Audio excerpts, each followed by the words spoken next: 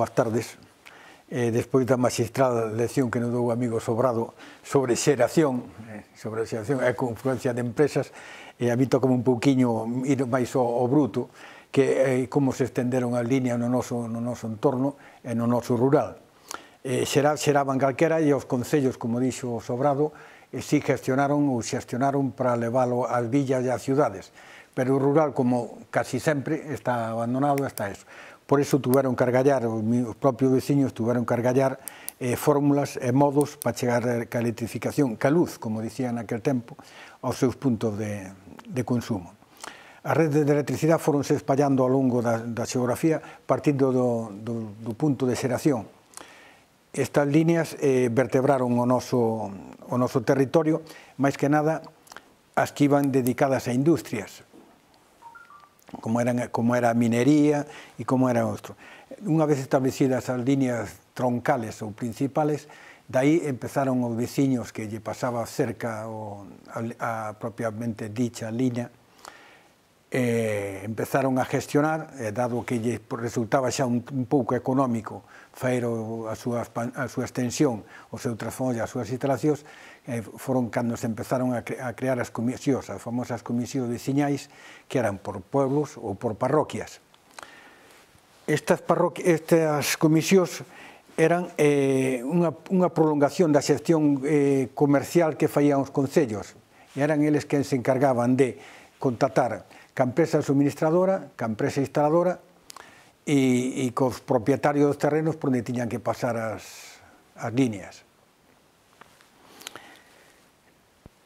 E, como dicíamos, o punto de generación aquí na nosa comarca era o Inferniño, a central de Ponte Castro e últimamente Cabanedas. Poñendo como referencia unha línea que foi casi primeriza, que era que iba para as minas de Rubillón e por alá, a raíz deso empezaron a xerarse as electrificacións no rural. Seguimos cas comisións. A comisión estaba formada por 3-4 veciños de distintos pueblos, das distintas parroquias, e eran correspondentes ao número de veciños. Se nun pueblo había 70 veciños, pois o número de componentes da comisión serían X, e se había menos, eran menos X. Estas comisións eran as encargadas de facer o contrato. Non todos os veciños estaban incluídos nesas comisións, por diversos motivos económicos ou caprichosos, ou iso, non estaban incluídos nas comisións. E os que non estaban quedábanse fora do servicio eléctrico e os outros seguían. Esa comisión era tamén encargada, aparte de fer o contrato ca suministradora, ca instaladora, e con medios oficiales que sería a industria, eran os encargados de gestionarlle o permiso de pasos, os materiales necesarios para a instalación das líneas, como eran os postes, ou incluso en algún momento chegou a ser necesario que estas comisións se encargaran de traer o cobre de Portugal, porque aquí escaseaba. E aportabanlle a empresa instaladora de todos eses recursos, tanto pedra para caseta de transformación, como postes, como mão de obra para levantar, como acopio de materiais con carro de país. Normalmente as líneas que faían aquí estaban compostas por a línea de media tensión, que era dende a línea troncal ao centro de transformación que facían para esa parroquia ou para ese lugar. Despois, o que incluía unha caseta que aportaran eles as pedras ou a postería ou que fora, o transformador. En algún caso a cometida estaba condicionada a unha distancia relacionada ca línea de baixa tensión e ao punto de entronque que sería o transformador.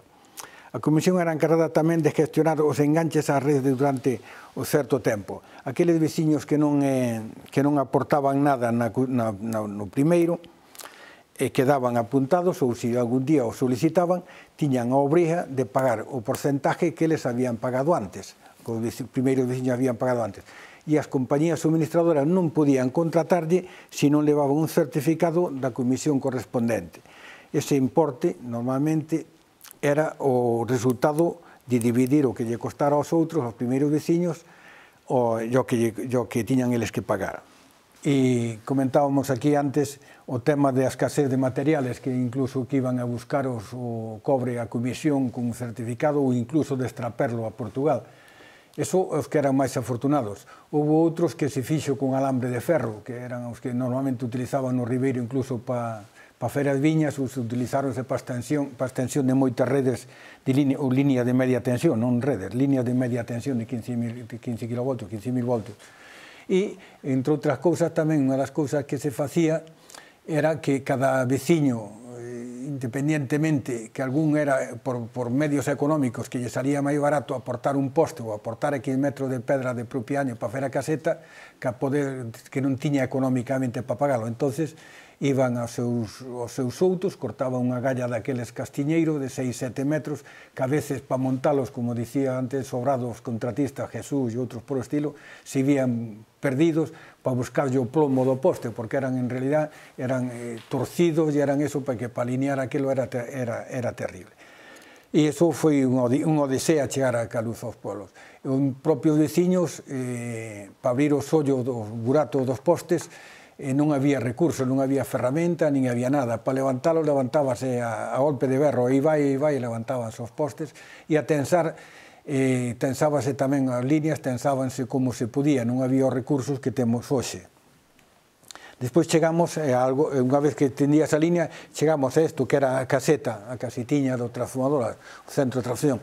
Aquí iba un transformador que normalmente era de 15.000 voltios de alta, e baixábanos a 110, 220 voltios. As potencias, podemos dicir como anécdota, que no meu pueblo, cando eu tiña 12 anos, había un transformador de 5 kV, 5 kilovatios. Eso, hoxe, unha casa tenos, calquera casa, normalmente, ou cada vivenda que teña unha familia, ten unha potencia instalada na vivenda del superior a que tiña antes a parroquia inteira. Eso danos unha idea do desarrollo do consumo que había. Temos como exemplo este contador, que despois fará de un primeiro plano, é un contador de 2 amperios por 115 voltios, aquel que non fai falta ser moi entendidos, que 115 voltios por 2 amperios son 230 vatios. 230 vatios para que nos dan 230 vatios? Pois non nos dan hoxe, casi non nos dan nin para cargar os teléfonos, nin os apetrechos que temos electrónicos. Ese é o progreso, a diferencia que temos.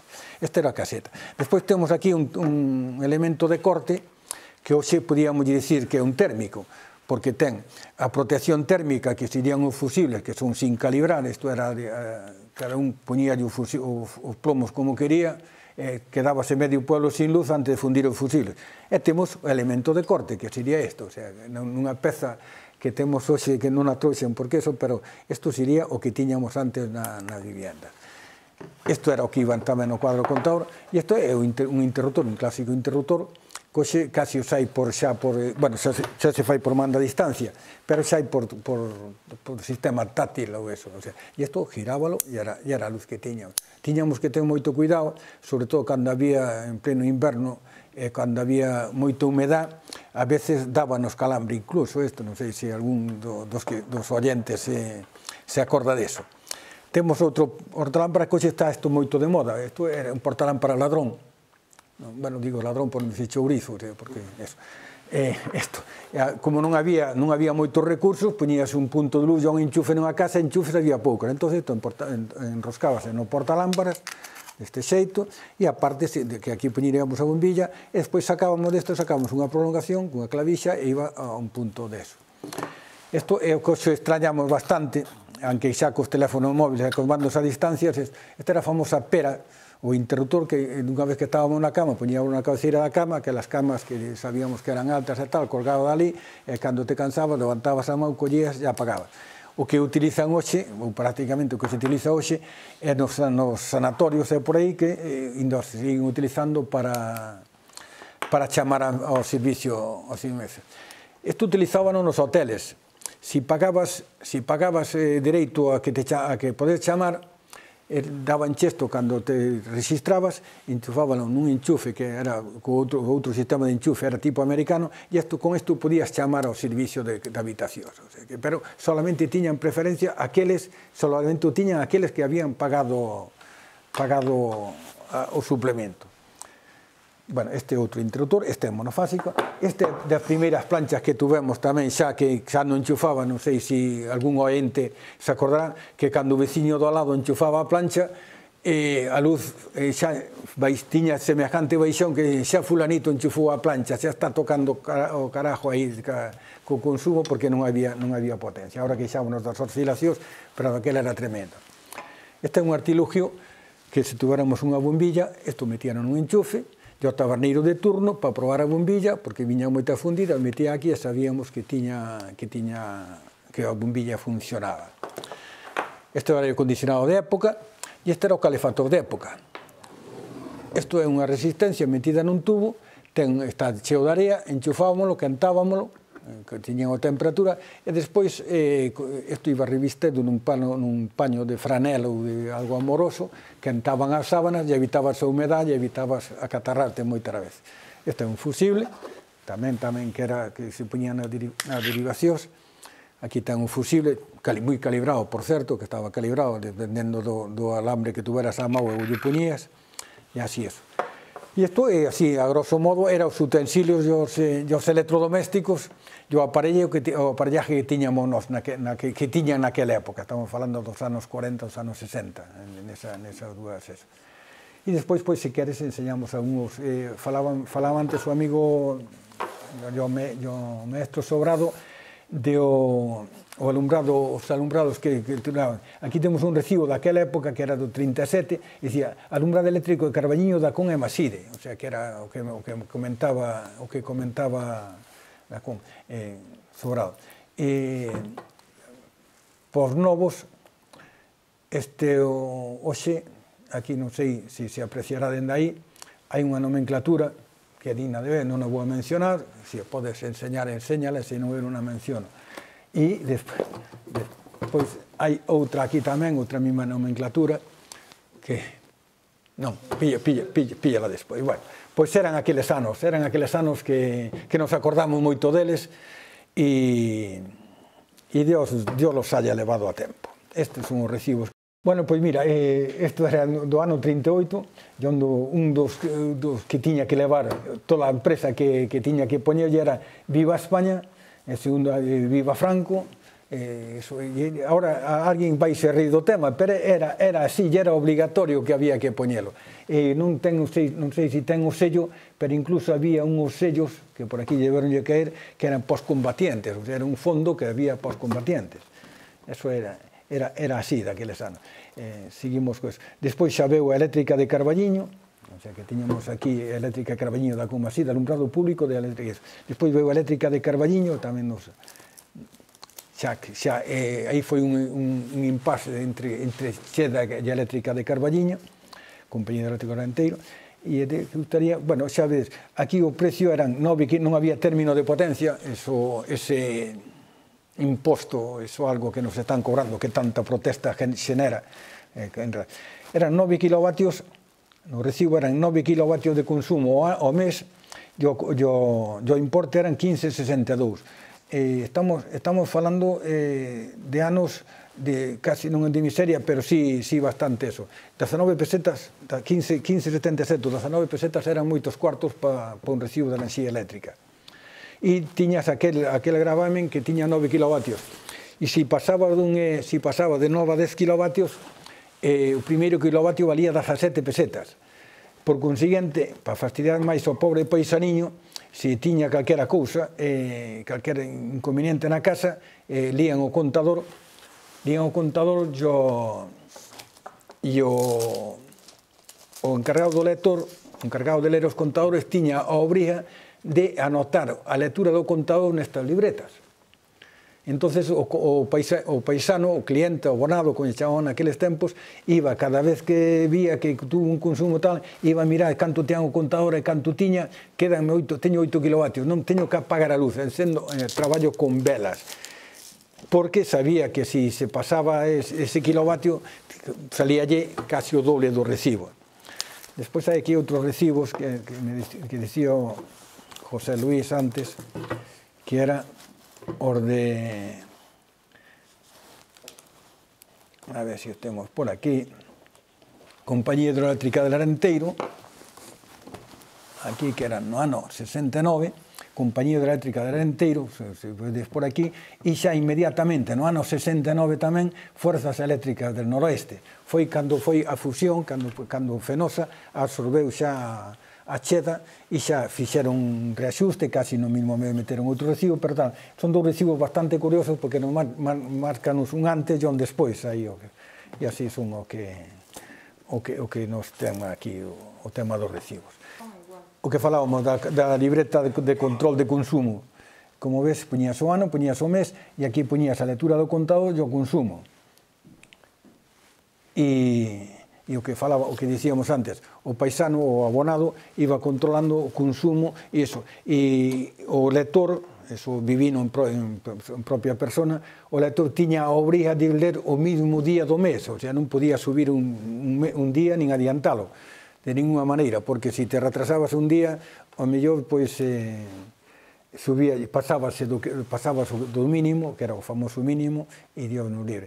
E había outra circunstancia de que o vivimos nas aldeas, cando tiñas a memoria do consumo que tiña o cliente, que nunca pasaba na súa vida, non pasaba. Cando chegabas a un mes a ler os contadores, e resulta que tiña 10 kilovatios e tal, vías o ambiente que había, e resulta que tuvera un fallecemento na casa, e por ese, a raíz do fallecemento, de ter o velorio na casa e tal, pois pasouse do kilovatio. Ali, a veces partías hecho o corazón, ter que escribir. Se podías evitálo, evitábola, senón, pois, pero a veces partías, pois non mo consumas po próximo mes, ou se rebaixate po próximo mes, e este mes, pois, non se che pon, porque, ainda por encima da pérdida que tiña, ou do ser querido, se ainda lle metías o pufo, o recargo aquel, pois era eso. Este é outro tipo de cartilla. Estes xa son os recibos, o que dicíamos, alumbrado eléctrico de Torrón, Dacón e Maside. E aquí xa hai máis, Carballiño, Torrón, Dacón e Maside, o sea que foron afortunados. Están por fechas, do 30, do 31, do 32, do 33, pasocho como queiras. Aquí era o que falábamos antes de que a xente nova non se vai enterar do que dicía, das obrigas que había e o que había que facer. Viva España, viva Franco, é o que pon no recibo, que quede claro.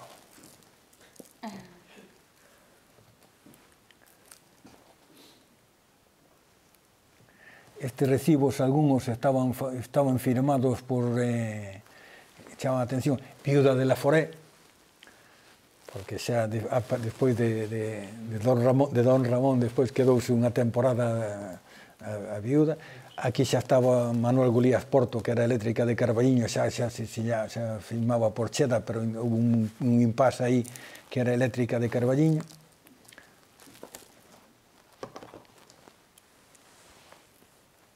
Había outro recibo que era moi peculiar, que non todo o mundo tiña contadores nas casas, senón que tiña unha sola bombilla, unha bombilla de 25 vatios ou 15 vatios, casi o máis corriente eran 15 vatios, e xerábaselle un recibo por tanto alzado, que se chamaba, e ese non había contado. Midíase, tiña unhos limitadores, non podían enchufar máis deso, e en vez de pagar os 15 ou 19 pesetas, pois pagaban por esa bombilla, que aquí pagaban 6,35, por tanto alzado. Tantos vatios, 6,35, é o recibo de tanto alzado.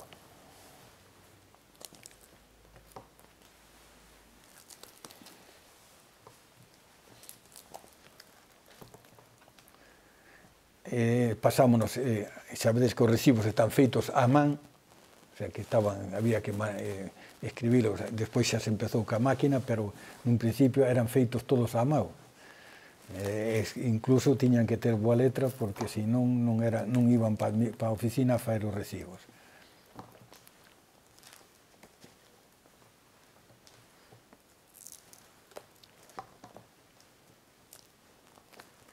había o recargo aquel famoso do Fili, que viñan aquí de acordo cos bloques de consumo que tiñan un recargo do Fili, que sería un IVA hoxe ou algo parecido. E aquí temos o que comentábamos antes, Compañía Hidroeléctrica do Oranteiro, que era Cheda, e Fuerzas Eléctricas do Noroeste. Temos outubro de 69 e noviembre de 69, o sea, aí foi cando houve o cambio de compañía. Xa despois pasou a Fenosa. Seguimos tendo recibos. Estes recibos ainda se cobraban personalmente, casa por casa, e despois xa veñen os outros recibos que xa son generados por o banco. Hai outras, o que falábamos antes das pólizas, o contrato que se faía. Hai un contrato aquí que é moi peculiar, que é o do Mosteiro de Oseira. Este, como nos dicía ben o Sobrado, este tiña unha centralita ali para xerar energía, pero de Brau non lle chegaba, e cando Fenosa non, anterior, a Sociedade Galega chegou ca líneas ali, porque xa había interés en poñelas, pois fixeron un contrato, pero fixeron un contrato de que solamente lle suministrarían corriente de Brau, de inverno generaría neles, incluso con posibilidades de verter ya a súa red. Esta é unha serie de condicións que non... que para lle vender ao pueblo, para lle vender eso, que é un contrato do mosteiro, de cando eles faían aquelas, que era unha industria, o mosteiro daquela era unha industria, que faía dende champán a queixos, dende queixos a mantequillas e tal. Nos últimos anos, isto é como as tecnologías de comunicación e todo eso. Eu acórdome, faira unha propia persona, salir para faira unha avería, e salíamos, por exemplo, a línea de dirixo, por decirlo de algún modo, unha línea que había cada X kilómetros había un elemento de corte e saltábamos os automáticos en Cabanelas, abríase Cabanelas e despois íbamos ali a Boborás, abríamos Boborás, chamábamos ou iba un coche para dicir ou quedábamos a hora, oye, mira, en media hora repós. E entonces repoñía, abrimos Boborás, abrimos, cerra Cabanelas, non entra automático, bueno, cerra Boborás e vaite a Guimarás, abres Guimarás, chegas a Guimarás e di, oye, cerra Cabanelas, outra vez, que non entra, entonces, e así sucesivamente hasta o Castro do Zón, que era hasta onde iba a línea, ou se nos íbamos por outro lado, íbamos a Carballar. Oxe, así a grande raro, oxe, dende un despacho de maniobras, se nos salta a línea en Cabanelas ou nos saltan nunha subestación calquera, automáticamente están escalonados uns elementos de corte que saben por onde pasou a avería, e por onde pasou a avería, ese interruptor abre e cerra xa en cabeceira. Por consiguiente, ese tramo de línea, imagínate que sea avería, dirixo para arriba, ese tramo dirixo hacia a central, queda toda con servicio en cuestión de minutos. Xa non digo segundos, pero xa en cuestión de 3 minutos quédanos con servicio.